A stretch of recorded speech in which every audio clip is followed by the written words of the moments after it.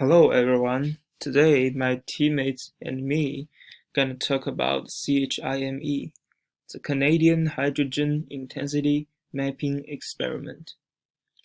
So in our presentation there will be 6 parts: the introduction, location, design, research, justification, and the conclusion. So first I will introduce the CHIME and talk about its location. So the CHIME is an interferometric radio telescope which has an uniquely structure. Also, the low noise amplifier of this telescope uses modified components of the mobile phone industry.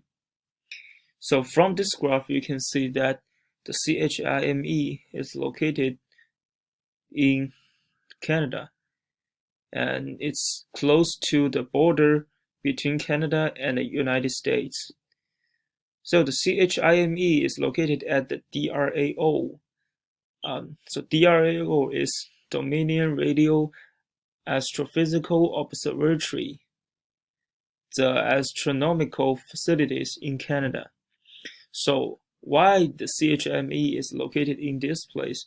Because the DRAO can provide network, office place, and electric power for the CHIME.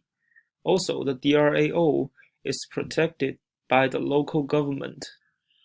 In this case, the CHIME will not be affected by the man-made radio frequency.